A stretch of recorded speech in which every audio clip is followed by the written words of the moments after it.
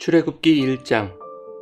야곱과 함께 각각 자기 가족을 데리고 애굽에 이른 이스라엘 아들들의 이름은 이러하니 르우벤과 시므온과 레위와 유다와 이사갈과 스불론과 베냐민과 단과 납달리와 갓과 아셀이요. 야곱의 허리에서 나온 사람이 모두 70이요. 요셉은 애굽에 있었더라. 요셉과 그의 모든 형제와 그 시대의 사람은 다 죽었고 이스라엘 자손은 생육하고 불어나 번성하고 매우 강하여 온 땅에 가득하게 되었더라. 요셉을 알지 못하는 새 왕이 일어나 애굽을 다스리더니 그가 그 백성에게 이르되 이 백성 이스라엘 자손이 우리보다 많고 강하도다. 자, 우리가 그들에게 대하여 지혜롭게 하자. 두렵건대 그들이 더 많게 되면 전쟁이 일어날 때에 우리 대적과 합하여 우리와 싸우고 이 땅에서 나갈까 하노라 하고 감독들을 그들 위에 세우고 그들에게 무거운 짐을 지워 괴롭게 하여 그들에게 바로를 위하여 국고성 비돔과 라암셋을 건축하게 하니라. 그러나 학대를 받을수록 더욱 번성하여 퍼져나가니 애굽 사람이 이스라엘 자손으로 말미암아 근심하여 이스라엘 자손에게 일을 엄하게 시켜 어려운 노동으로 그들의 생활을 괴롭게 하니 곧 흙 이기기와 벽돌 굽기와 농사의 여러 가지 일이라. 그 시키는 일이 모두 엄하였더라. 애굽 왕이 히브리 산파 시브라라 하는 사람과 부하라 하는 사람에게 말하여 이르되 너희는 히브리 여인을 위하여 회산을 도울 때에 그 자리를 살펴서 아들이거든 그를 죽이고 딸이거든 살려두라. 그러나 산파들이 하나님을 두려워하여 애굽 왕의 명령을 어기고 남자 아기들을 살린지라. 애굽 왕이 산파를 불러 그들에게 이르되 너희가 어찌하여 이같이 남자 아기들을 살렸느냐.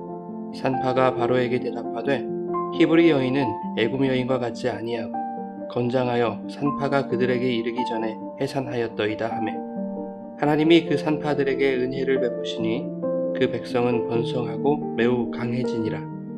그 산파들은 하나님을 경외하였으므로 하나님이 그들의 집안을 흥왕하게 하신지라. 그러므로 바로가 그의 모든 백성에게 명령하여 이르되 아들이 태어나거든 너희는 그를 나일강에 던지고 딸이거든 살려두라 하였더라.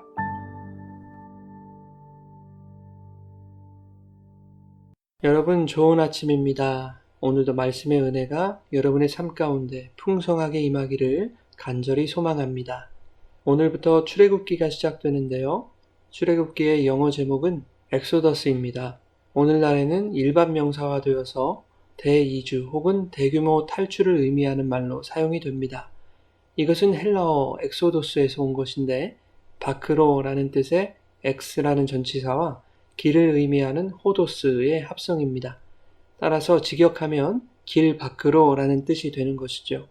이것을 이미지화해서 보면 야곱의 가문이 애굽의 고센 땅에 정착하여 오랜 시간 탈 없이 풍성하게 살아왔지만 정작 그 애굽은 그들의 살 길이 아니었던 것이죠.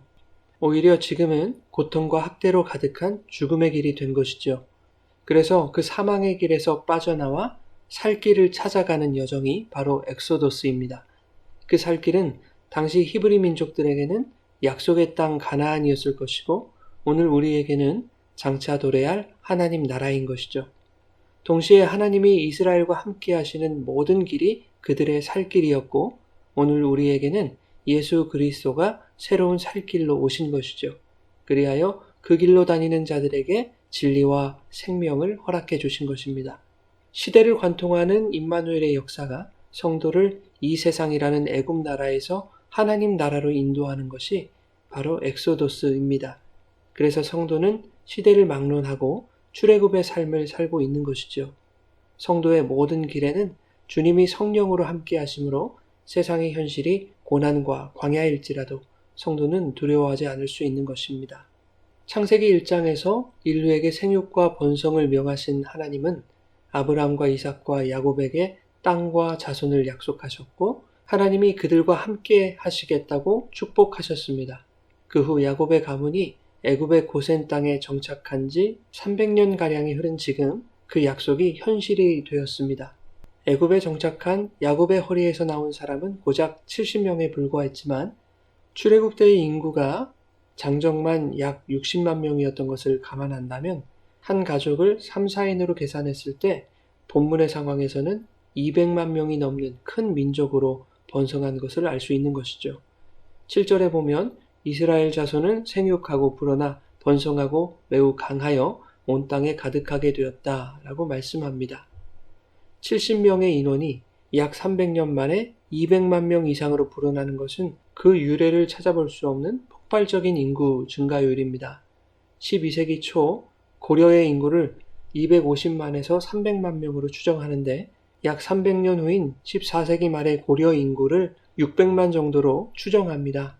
즉 300년 만에 약 2배 정도 증가한 것이죠. 이것을 보더라도 이주민이었던 히브리 민족 70명이 300년 동안 고센 땅에서 이루어낸 번성이라는 것은 애굽인들에게 대단히 큰 충격과 두려움을 갖게 하기에 충분했을 것입니다. 본문은 요셉과 그의 모든 형제와 그 시대 사람들이 죽고 세월이 흘러 요셉을 알지 못하는 새 왕이 일어나 애굽을 다스렸다고 기록하고 있습니다. 한 나라의 왕이 그 나라의 역사를 모른다는 것은 말이 되지 않습니다. 더욱이 요셉같이 전무후무한 업적을 남긴 총리를 모른다는 것 이해하기 힘들죠. 뭔가 그럴 수밖에 없는 환경적인 요인이 있었을 것으로 추정해 볼 수 있는 것이죠. 요셉을 알지 못하는 새 왕이 일어났다는 것은 애굽의 왕조가 바뀌었다는 것을 의미합니다. 요셉이 살았던 시대의 왕조는 힉소스 왕조로 셈족 계열이었던 백인 이민족이 애굽을 침략해서 다스렸던 때였습니다.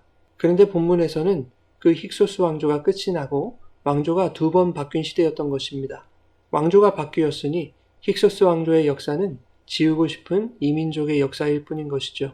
게다가 왕조가 2번 바뀌었으니 본문에서의 애굽 왕은 정말로 요셉이 누군지 몰랐을 가능성이 큰 것입니다.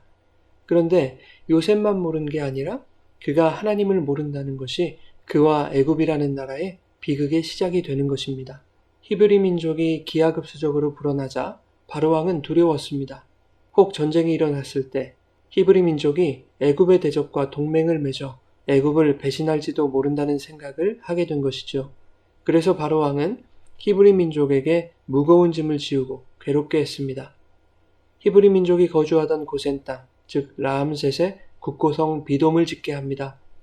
국고성은 전쟁을 대비하여 식량이나 무기를 저장하기 위해 만든 창고입니다. 이러한 국고성은 주로 국경지대에 설치하는데 히브리 민족이 거주하던 고센 땅, 즉 라암셋이 애굽의 끝자락이었기 때문에 국고성을 건축하기에 알맞은 지역이었던 것입니다.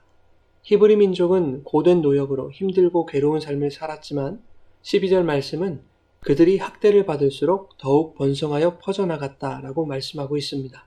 이것은 우리 그리스도인들에게 얼마나 위로와 희망이 되는 말씀입니까? 성도의 삶에 고난과 아픔이 있더라도 하나님은 그 속에서 성도의 번성과 형통을 이루시는 분임을 말씀하고 있는 것이죠. 사도행전 7장에 스데반 집사의 죽음 이후로 예루살렘 교회가 엄청난 박해를 받았습니다. 그 박해 때문에 믿는 자들이 온 유대와 사마리아로 흩어졌습니다. 그러나 그 흩어짐이 복음을 퍼져나가게 했고 교회가 번성하는 결과로 나타나게 된 것이죠. 그런가 하면 출애굽 당시 이스라엘이 라암셋을 떠나서 숫곳으로 향할 때에 이스라엘이 거류하던 곳이 국고성에 있는 라암셋이었기 때문에 거기서 떠날 때에 애굽의 많은 재산을 가지고 나갈 수 있었을 것입니다. 즉 국고성 건축에 동원되어 고통과 학대를 당했던 일들이 출애굽을 위한 준비 과정이었던 셈인 것이죠. 하나님은 당신의 백성들에게 이유 없는 고난을 허락하시지 않습니다. 왜 나에게 이런 고난이 찾아오는가? 원망스럽고 이해되지 않아도 먼 훗날 그 고통의 시간이 지금의 풍성한 은혜를 준비하는 시간이었음을 알게 될 것입니다. 바로왕은 점점 강성해지는 히브리 민족으로 인해 두려웠습니다. 그리하여 더욱 혹독한 노역으로 그들의 생활을 괴롭게 했습니다. 급기야 히브리 산파 시브라와 부하라 하는 사람에게 잔악무도한 명을 내리죠. 히브리 여인이 해산을 할 때 아들이거든 죽이고 딸이거든 살려두라는 것입니다. 히브리 민족이 더 이상 번성하지 못하도록 씨를 말리겠다는 것입니다. 바로왕은 살아있는 신으로 여겨졌던 존재입니다. 그러므로 왕의 명령이 얼마나 두려운 것이겠습니까? 그것을 어긴다는 것은 곧 죽음과 같기 때문입니다. 그러나 히브리 산파들은 왕의 명을 어기고 남자 아기들을 살렸습니다. 이제 그들은 왕에게 불려가 죽음을 면치 못하게 될 것입니다. 그러나 이러한 예상과는 달리 하나님은 그들에게 지혜를 주셔서 위기를 모면하게 하셨고 그들에게 은혜를 베푸셨습니다. 그리하여 히브리 민족은 더욱 번성하고 강해지게 되었습니다. 그러나 바로는 거기서 멈추지 않고 모든 백성에게 명령합니다. 아들이 태어나면 나일강에 던지도록 한 것입니다. 하나님을 모르는 인간의 두려움은 근심을 낳습니다. 그 두려움과 근심의 극단은 생명을 파괴하고 해치는 방식으로 문제를 해결하려 듭니다. 실제로 그 당시 수많은 남자 아기들이 나일강에 던져져서 죽게 되었을 것입니다. 이 같은 영아 살해 사건은 생명 존중을 기본으로 하는 하나님 경외 사상에 정면으로 대항하는 것이죠. 그러나 산파들의 두려움은 바로왕보다 하나님께 있었습니다. 그들의 두려움은 하나님을 아는 두려움이었습니다. 그 두려움은 불의와 타협하지 않고 생명을 존중하는 하나님 경외로 나타납니다. 또한 본문은 하나님은 당신을 경외하는 자에게 번성과 흥왕을 허락해 주시는 분임을 말씀하고 있습니다. 사랑하는 여러분, 우리의 삶은 애국 같은 이 세상을 빠져나가는 엑소더스의 과정입니다. 그 과정 속에 세상에 박해가 있고 아픔이 있고 고통이 있습니다. 그것이 우리에게 큰 두려움과 근심으로 다가올 때가 있을 것입니다. 그러나 세상에 대한 두려움, 자신의 안위에 대한 두려움에 가려 하나님을 바라보지 못하는 바로 그것이 두려운 일임을 깨달아야 합니다. 여러분, 세상이 주는 두려움이 우리에게 요구하는 것이 있습니다. 그것은 파괴이고 포악이고 불의입니다. 우리는 그러한 파괴와 포악과 불의와 타협하지 않아도 세상은 결코 성도를 해하지 못할 것입니다. 오히려 타협하지 않는 자들을 번성케 하시고 흥왕하게 하실 그 하나님을 신뢰하며 오늘 우리가 살아가는 두려운 현실 속에서 더욱 하나님을 두려워하고 경외하는 거룩하고 담대한 삶을 살아가시기를 예수님의 이름으로 축원합니다.